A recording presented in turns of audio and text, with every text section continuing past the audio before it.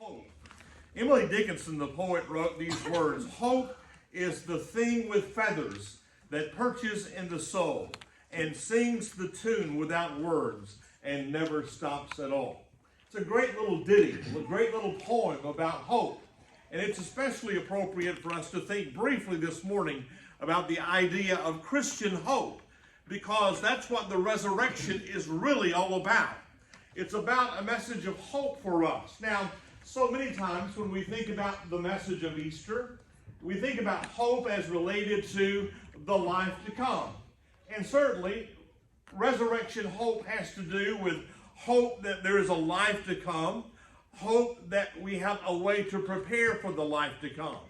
We sang the hymn a moment ago entitled "Because He Lives," and that hymn acknowledges the fact that someday you and I will indeed cross the river. To use a traditional metaphor, we will cross the river. We will make our lives into the world to come. And so we have a Savior who will see us through, who lives and watches over us as we make that transition. But the Christian hope is not just about hope with regard to the life to come. This morning, I want us all to be reminded of this, that Christian hope has not only to do with the life to come, but Christian hope has to do with the life that we are living in the here and now.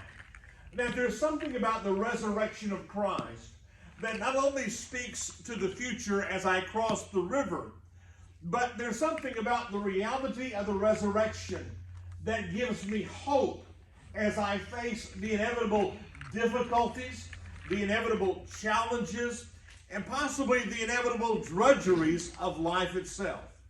The message of Easter is all about hope. It seems that, as someone has written that I read this week, that when you look at human history, we really are in desperate need of a word of hope with regard to this life.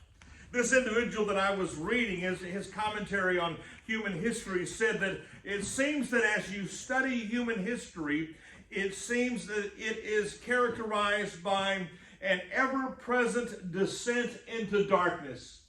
Now you think about that. He says, when you look at human history, when you study human history, it looks as though human history is characterized constantly by a never-ending descent into darkness.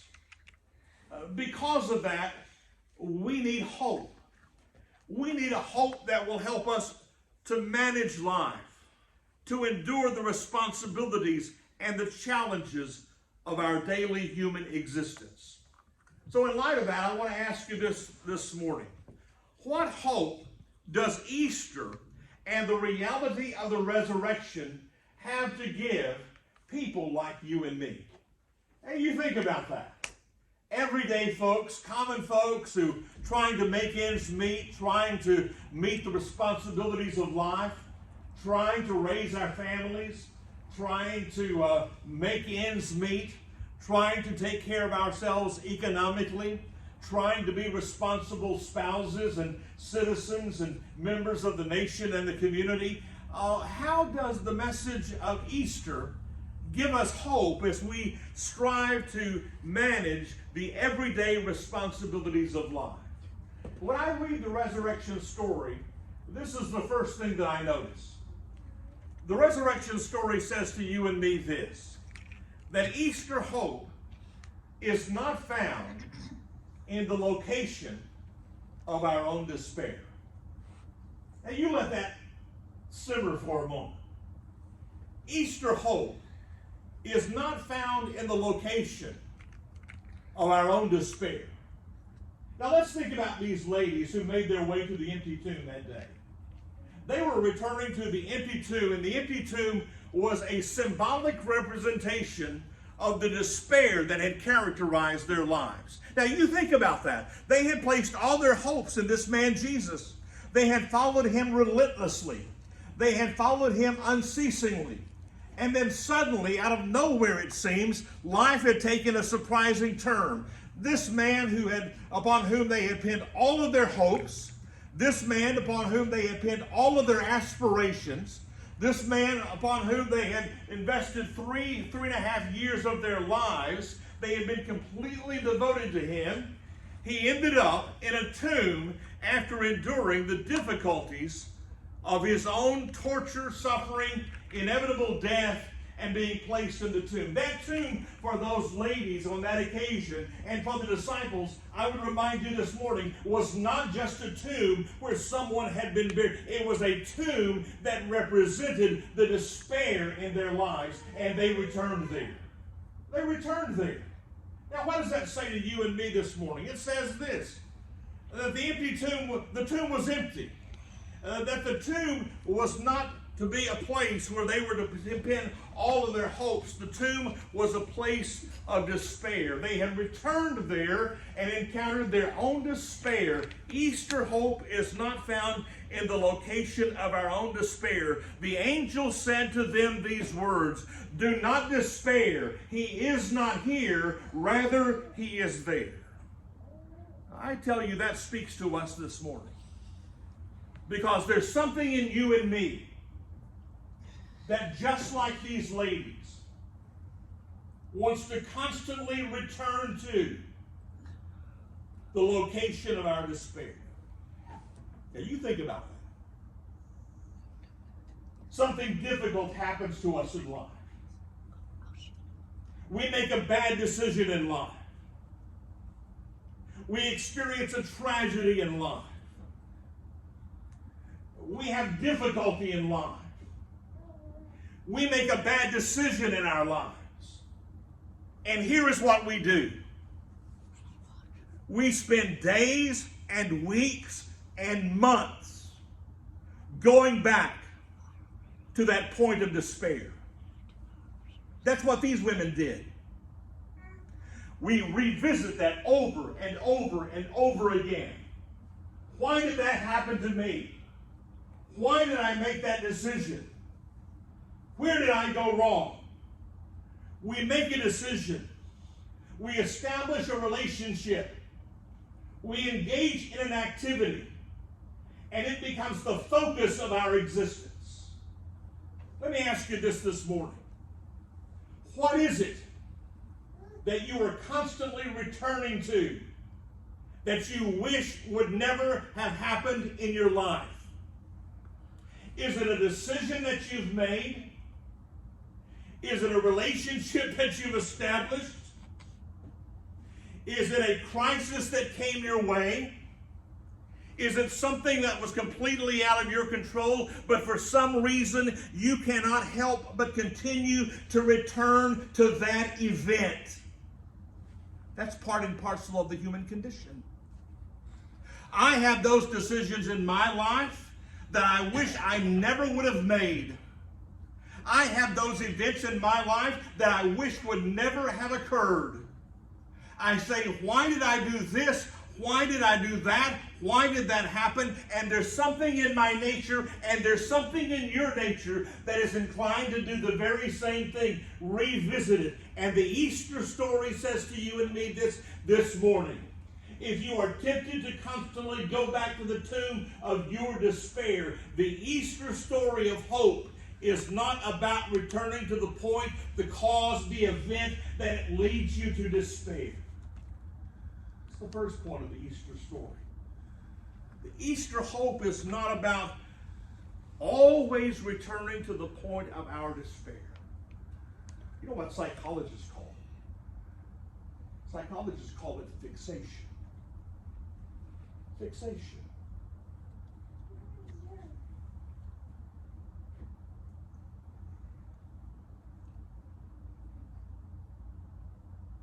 Something happens in our life.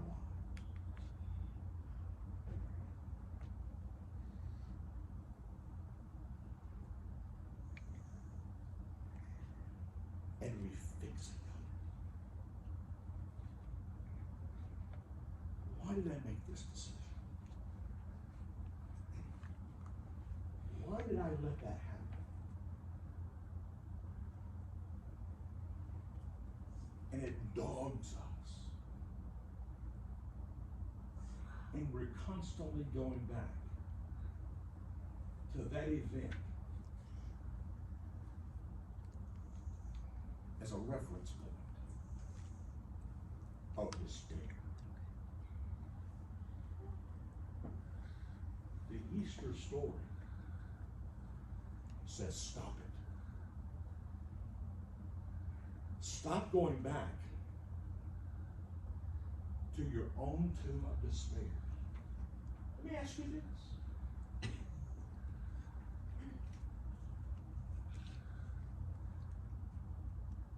What is the tomb of despair that dominates you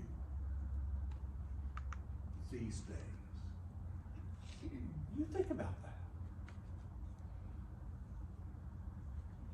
Something that happened 50 years ago, that happened 20 years ago,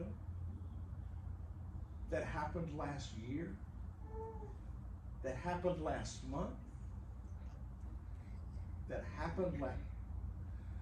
Easter hope is not about fixating on your point of despair. Second thing, Easter hope is found in the fact that Jesus goes on about his work. Regardless of what's happened to us, regardless of what the tomb of despair is for us, the resurrection story wants us to know this. There comes a point in time for us to move on. Do you get that from the story? The angel said to the women, "What are you doing looking for him here? He's not here. He is there. He's out there, going about his business, going about responsibilities, going about life. He's carrying on his mission." For those of us who are inclined to fixate on the past, that's a good message for us this Easter Sunday. While you and I may be inclined to fixate upon some event that is terrorizing us or some event that we regret, Jesus says this to us. The angel says this. What are you doing focusing on the tomb of despair? Hope is not here. Hope is out there. We would say it today like this. Frail creatures of dust. There's a time to move on. That's what the Easter story is all about. Not focusing upon the tomb, but moving on. Let me tell you a story. I have a friend who lived in Tyler, Texas. His name was Don O'Keefe. Don O'Keefe was the president at one time of Holly Sugar. He became a very good friend of mine and Donnie's.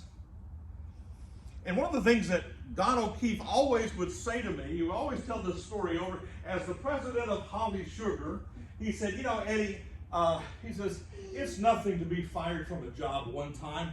You ought to find out what it's like to be fired from a job, the same job, 2 times. That's what had happened to Don O'Keefe. He'd gone to be CEO of Holly Sugar, CFO of Holly Sugar, and so things had gone bad and they fired him. And then a little while later, they hired him back, and guess what? They fired him again. He said, "You haven't arrived till you've been fired from the same job twice, right? Now, don't get any ideas, First Wallace Baptist Church. Well, you fire me once, I'm gone, all right?" But really, he said, but Don O'Keefe, the second time he was fired, his wife Shirley, the second time his wife Shirley said, she was just a doll. She was just a doll. I don't know, how old was Shirley? just a kind of a senior adult woman. She had these little tattoo things on her ears. Her first She had her 70 earlobes tattooed. Yeah, First she 70 had her earlobes tattooed. She was spunky and she was feisty and she was kind of honoring and she was very driven and she was right behind Don. But she said after Don had been fired the second time from Holly Sugar and his photo had been in the Wall Street Journal for being fired the second time, she said he came home after the firing, and here's what he did. He went into the bedroom, he pulled all of the curtains down, made the room as dark as possible, got in the bed, and she said he laid there for weeks on end. And she said, well, I can't say exactly what she said, but she said it got on her nerves. It made her so mad that she just wanted to choke him. And she said that finally one day she walked into the bedroom and she threw open the door and she raised all the blinds and the shades and she told him to get his blessed assurance out of that bed and get up and get about business. And Don did it. And he went out and he got a new job. And they started paying the bills, and they started living life again. Now, what does that say? Saying what the Easter story says. Are you fixating on something?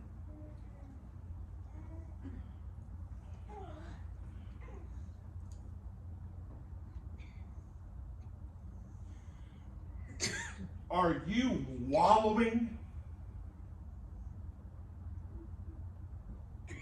in the misery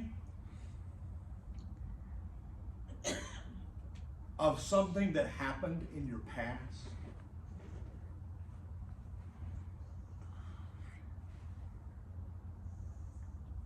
The Easter story says this. He's not here in your misery. He's out there. Eventually, listen to me.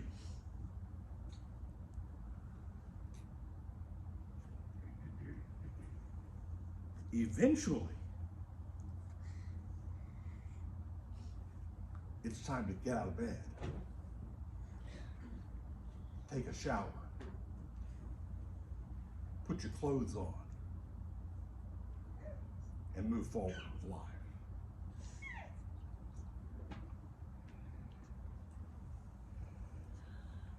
In this day and age,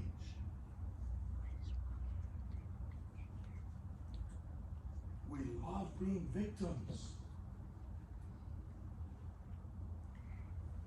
We love wallowing in our victimization.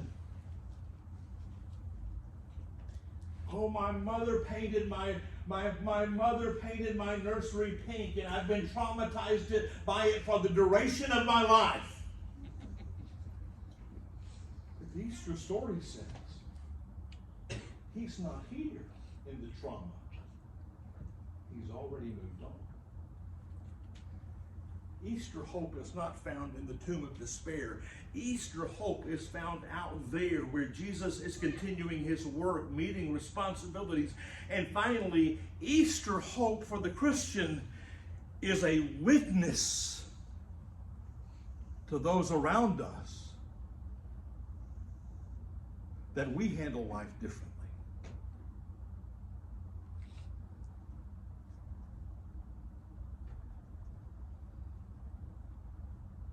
While the world is wallowing in victimization,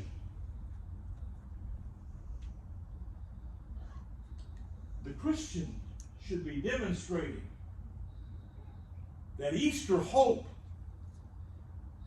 enables us to handle the inevitable bumps and bruises of life differently.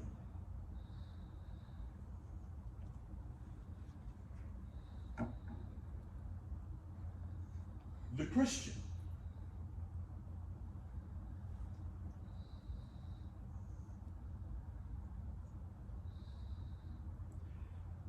Doesn't enjoy his or her pathologies like the world does.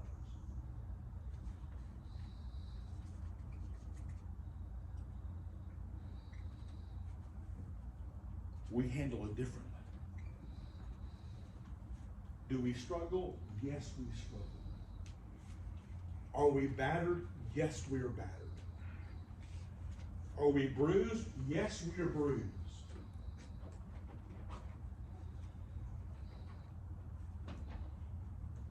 But we handle it differently. Why? Because the tomb is empty.